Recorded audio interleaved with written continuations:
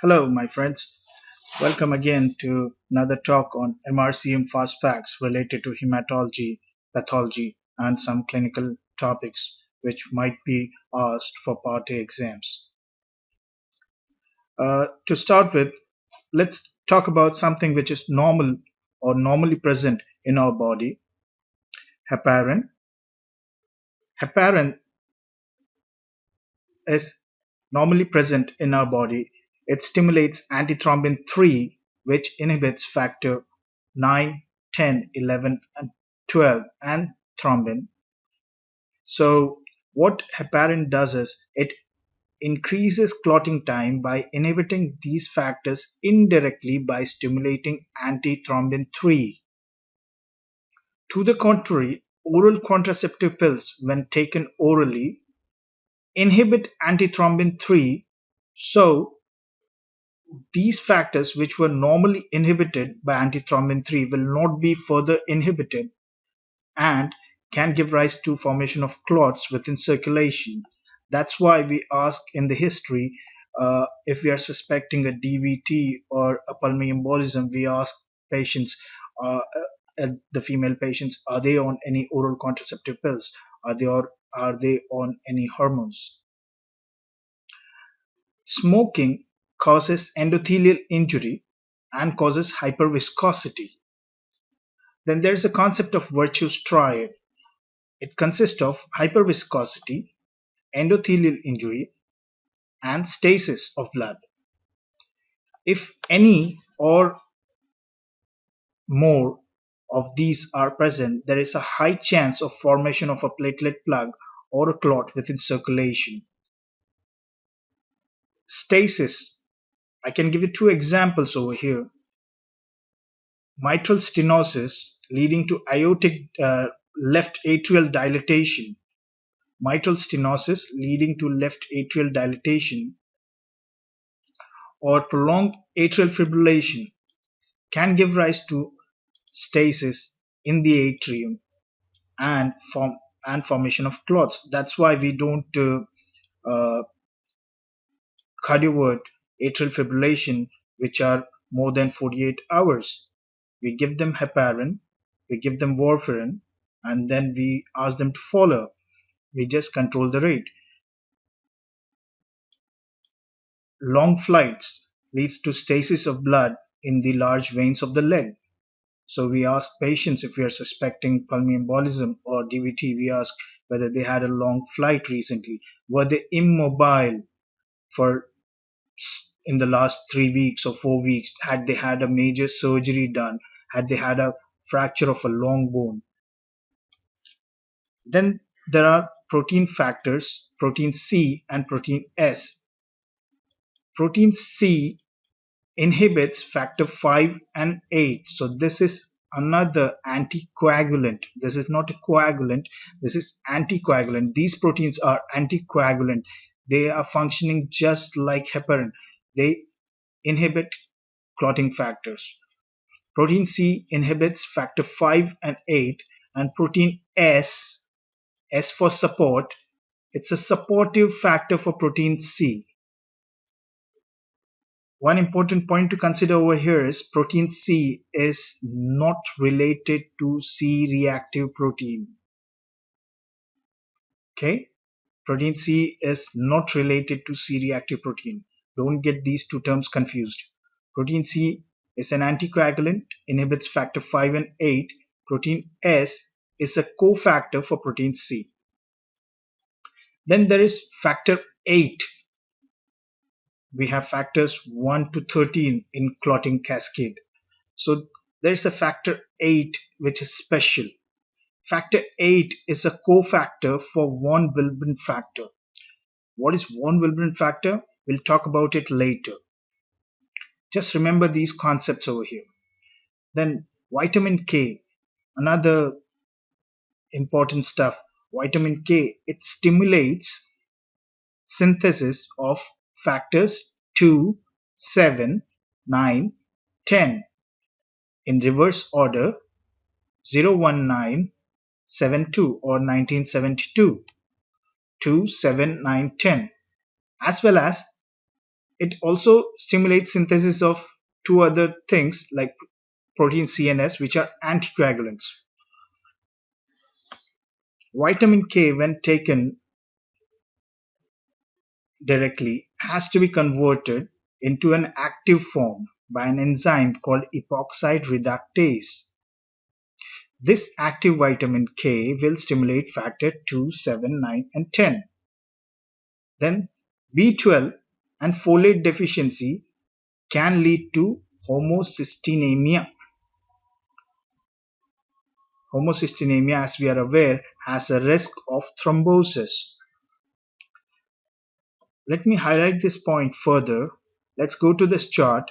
This chart says that methylated tetrahydrofolate will get converted to dihydrofolate and will be used for DNA synthesis.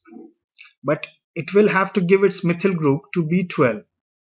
Then the B12 methyl group, methylated B12, will be converted to normal B12 by donating its methyl group to homocysteine, and homocysteine will be converted to methionine. So, if there is deficiency of folate or B12, homocysteine will not be converted to methionine, and homocystinemia is a risk factor for thrombosis. Let's talk about platelet structure. This is a diagram which is not given in any book. This is made for learning purposes. What I have done over here is I have made a circular platelet with two seats, a GP1 and GP2B3A. GP, and then within this platelet there is three factors, three components: von Willebrand factor, ADP, and calcium. The first seat, GP1, is for von Willebrand factor.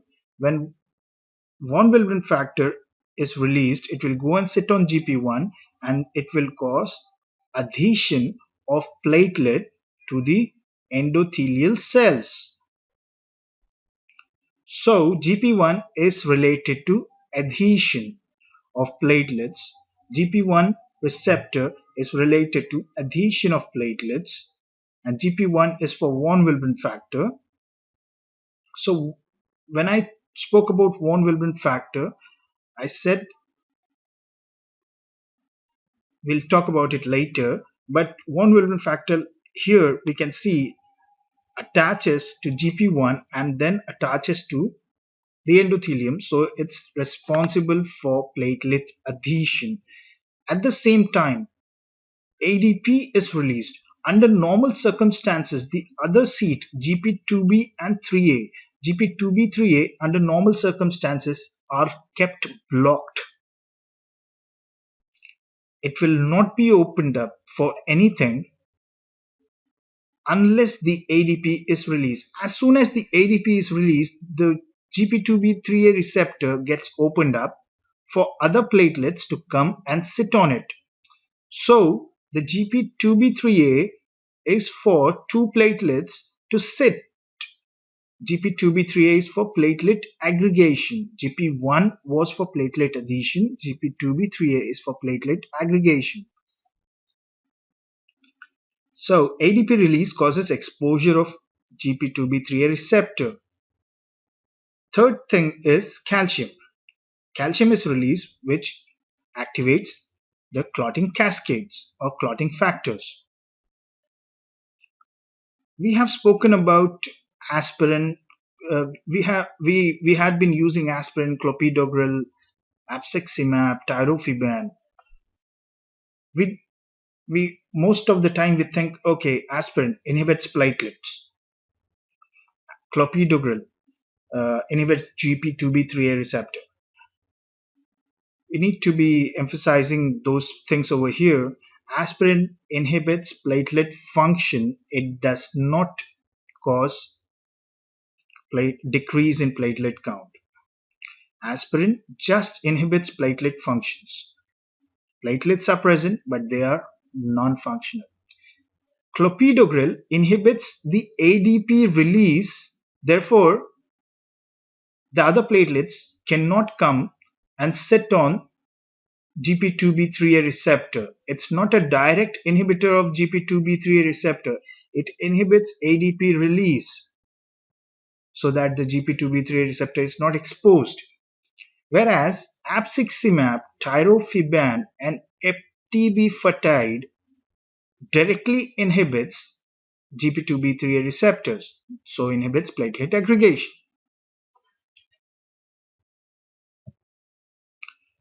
What do we understand by bleeding time versus clotting time?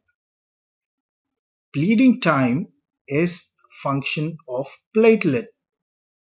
So if there is a decrease in platelet count or the platelets are non-functional, they are not functioning properly, there will be an increase in bleeding time. Bleeding time is independent of clotting time. These two are different entities. Increase in bleeding time does not necessarily mean that the clotting time will be increased. But bleeding time is just a function of platelets. So if platelet count is decreased or platelet count or the platelet functions are abnormal, bleeding time will be increased. Whereas clotting time is a function of clotting factors. So if one of those clotting factors from 1 to 13 are absent or are not functioning, then the clotting time will be increased. How do we measure clotting time? We measure clotting time by doing prothrombin time, that's PT, and activated partial thromboplastin time, which is PTT. Let's talk about von Willebrand factor and factor VIII. Factor VIII is a special factor. Factor VIII is a cofactor for von Willebrand factor. Factor VIII is dependent. If von Willebrand factor is absent, factor VIII will not survive. If factor VIII is absent, von Willebrand factor will survive. Let me tell you a story over here. For teaching purposes, let's assume that von Willebrand factor is the male partner and factor VIII is a female. The male is the breadwinner of the family. If the male partner is absent or is dead, what happens? There is no bread for the female partner, so the female partner is dead. She is dependent. But if factor VIII is absent, what does the male do? He searches for the other female. It does not affect him. He will survive. So, in von Willebrand factor deficiency, which is one of the most common autosomal dominant disorder, bleeding time is increased because platelet adhesion is not happening. Von Willebrand factor is absent, bleeding time is increased. But is there any effect on clotting time? Obviously, because factor VIII, which is a clotting factor, is also absent. So the clotting time increases. To be specific, PTT increases. In hemophilia A, factor VIII is absent. What happens here?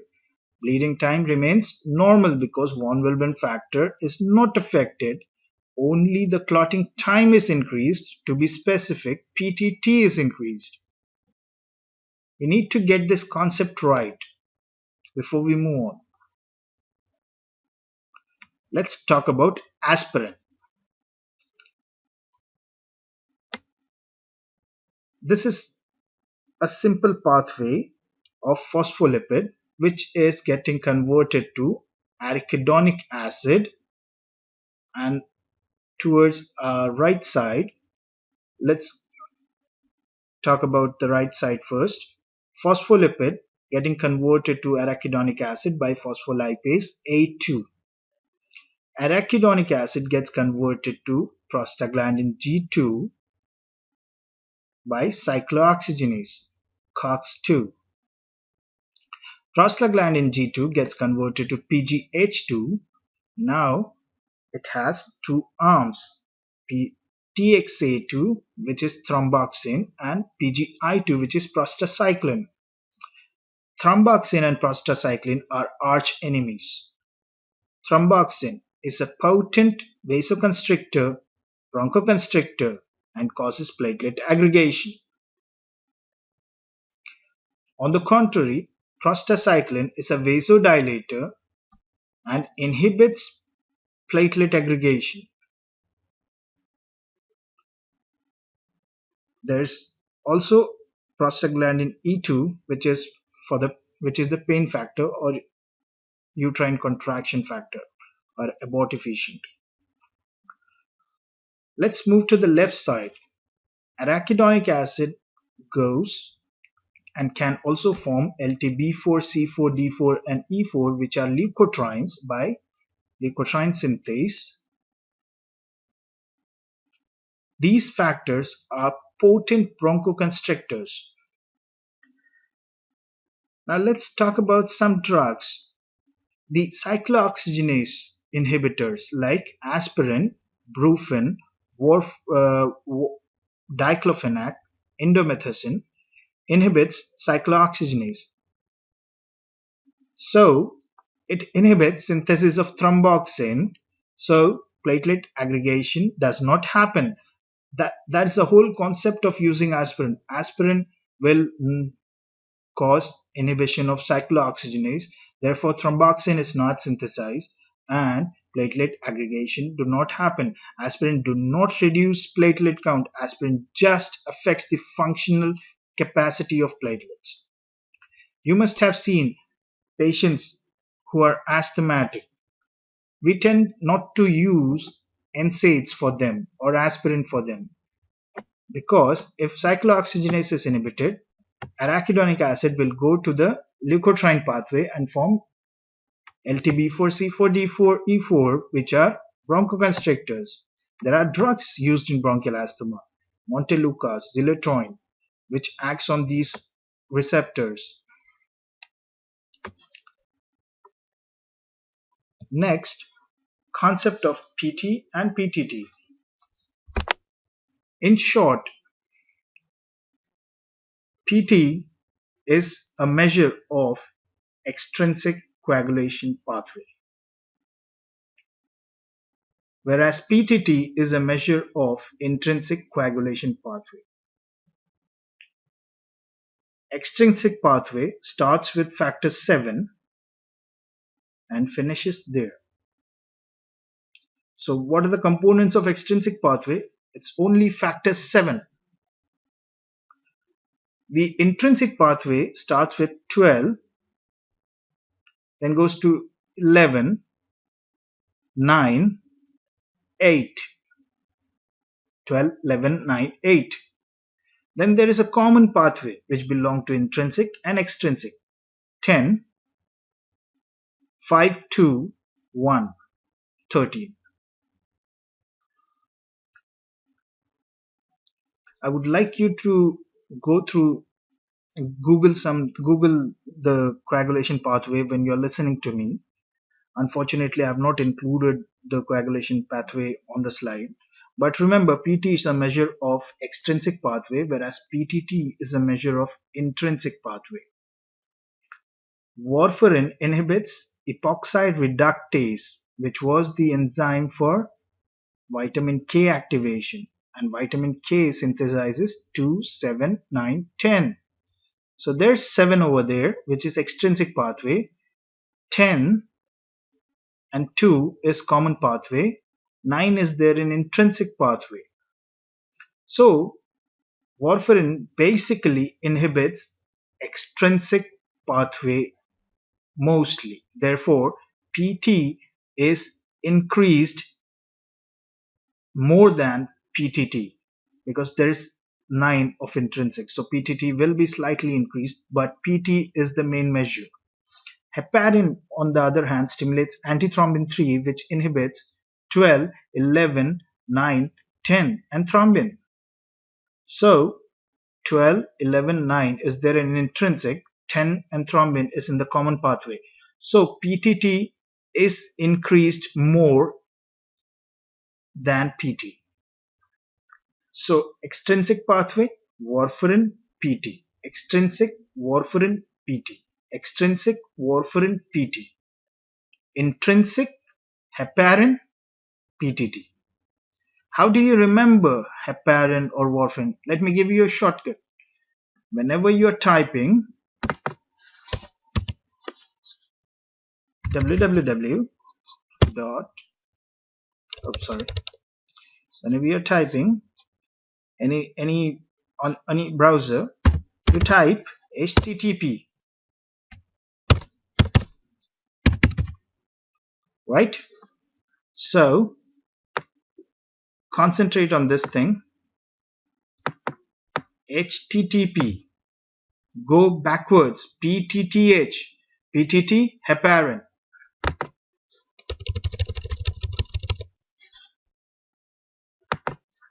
D-dimer.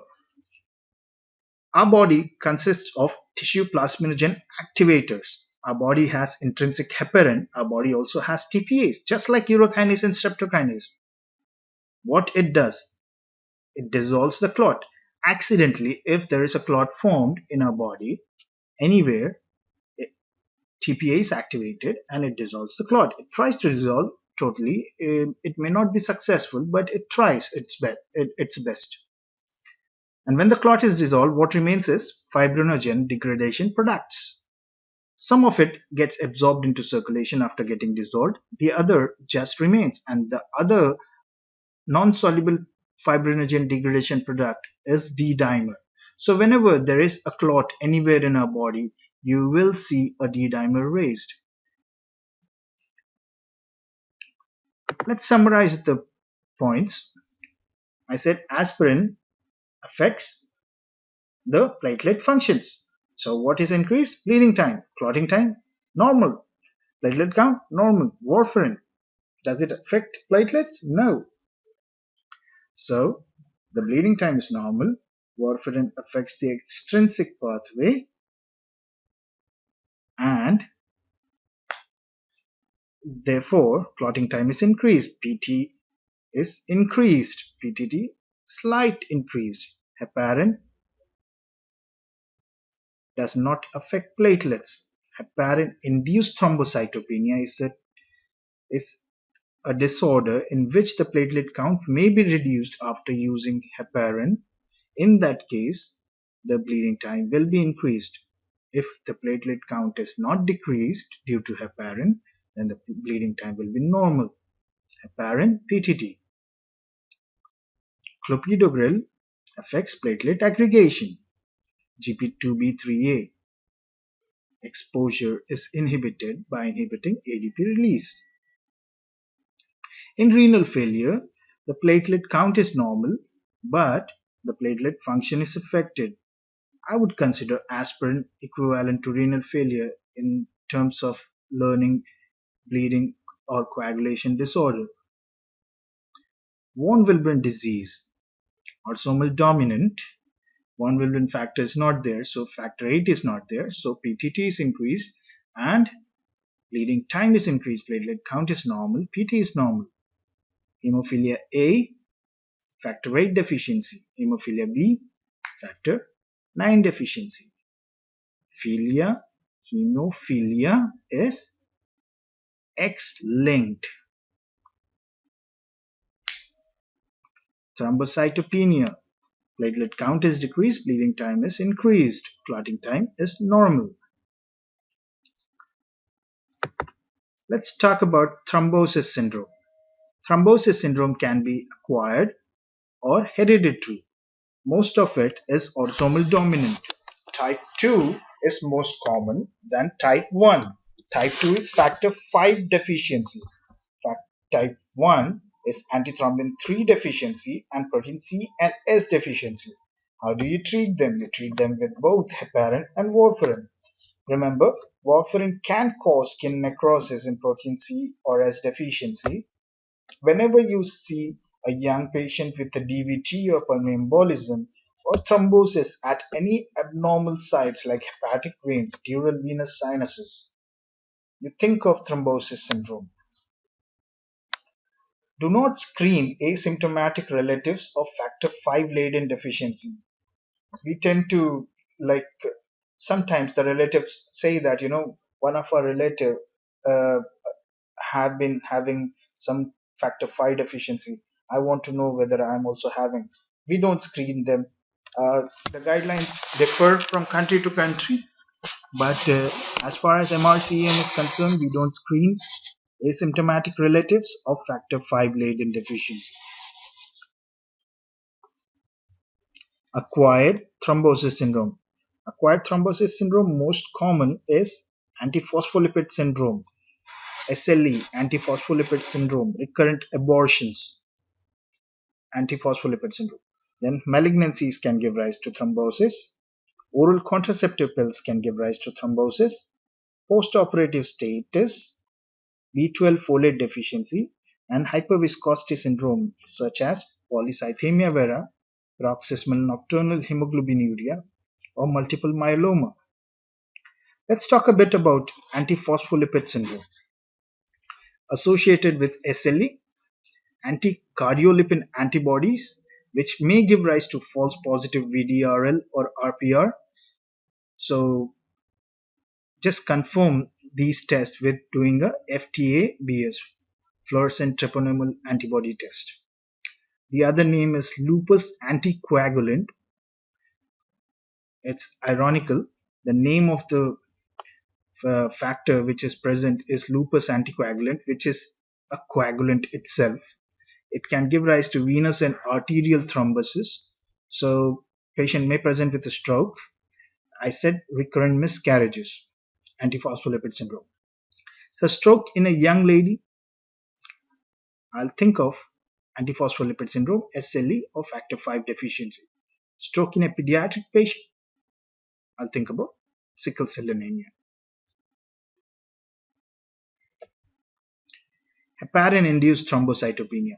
Use of heparin can decrease platelet count and give rise to risk of thrombosis. It is an acquired form of thrombophilia. Then there is TTP, thrombotic thrombocytopenic purpura, and hemolytic uremic syndrome. Both have decreased platelet count and increased bleeding time. Associated with the hemolytic uremic syndrome is for pediatric. Associated with E. coli 015787, incubation period 2 to 4 days. Yeah, E. coli 015787, incubation period 2 to 4 days. Pediatric. ART is a mnemonic. Anemia, renal failure, thrombocytopenia. TTP, P as in pentad. 5 things will be here. It's in adults. 5 things. Fat RN, fever, anemia, thrombocytopenia, renal failure, and neurological abnormalities. So HUS, 3 things. TTP, P as in pentad, 5 things. Patient with blood group O has 2 to 4 times reduced risk of venous thromboembolism than any other group. So this was a question asked in the past, so I put it over here. I'll see you with the continuation of this topic in our next video lecture. Till then, study well. Good luck. Thanks. Don't forget to subscribe to my YouTube channel, and if you have any questions, just put it in the comment below and I'll be happy to help you out. See you later.